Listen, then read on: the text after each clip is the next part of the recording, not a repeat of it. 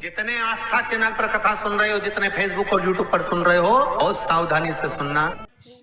अमावस्या पुरुषोत्तम के अमावस्या, तुलसी की लकड़ी पानी में घुमाकर, लकड़ी नहीं हो तो माला तो होगी ही, जल में भ्रमण कराकर, जल में घुमाकर, तुलसी की लकड़ी को जल में डालकर स्नान जो करता है, मात्र घुमाना है, लकड़ी डालकर नहीं रखना है, घुमाकर अपने पूजन वाले स्थान पर रखना, या पानी में पहले से घुमा लो, उस पानी को ले जाकर डाल दो।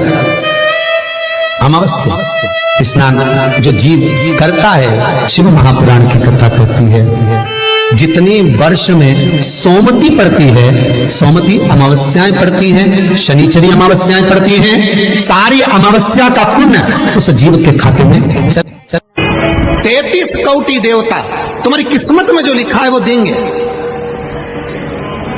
33 कोटि देवता का काम है तुम्हारा भाग्य लिखना, पर केवल एक महादेव का काम है तुम्हारे भाग्य को बदल देना।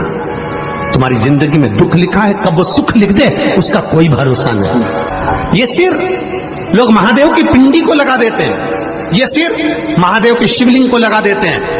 क्यों लगा देते हैं? क्यों? ये ललाट पर जो दुख लिखा है, ललाट पर जो भाग्य में तकलीफें लिखी हैं, किस्मत में जो लिखा है, बेकार कुछ लिख दिया, शिव के शिवलिंग को ये शीश लग जाए, महादेव का स्पर्श मात्र हो जाए, ललाट पर लिखा उल्टा भी सुल्टा हो जाता है। निर्माण कर कर पार्थिव गणेश का निर्माण कर कर प्रार्थना कर कर कहा, शंकर भगवान आप अपने पुत्र को लाए थे और आपका पुत्र मेरे पुत्र को लाएगा। जवाबदारी आपके पुत्र की है, जवाबदारी आपके बेटे की है। जब बेटों पर जवाबदारी आती है तो फिर वो जवाबदारी बड़ी प्रबल होती है, बड़ी प्रबल। शिवलिंग बना लिया, गणेश बना लिए, पूजन में लग गई।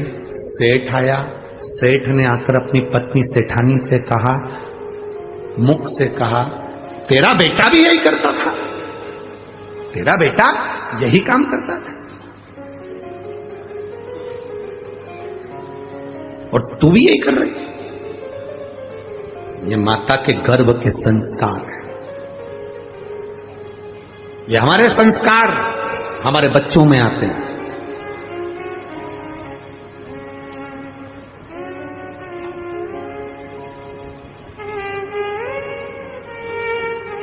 बहुत ध्यान देना,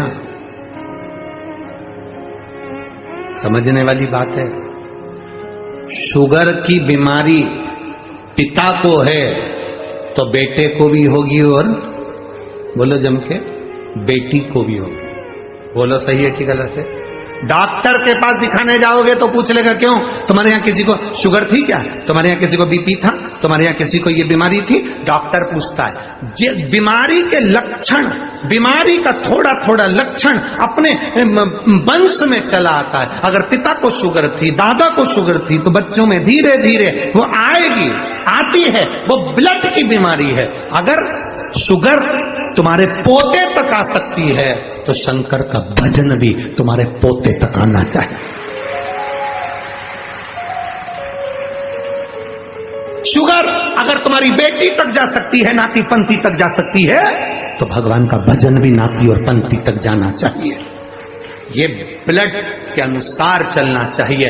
वक्त बदले, बदल जाने दो, पर खून नहीं बदलना चाहिए, सनातन धर्म का रहना चाहिए। ये कैसे बदल जाए?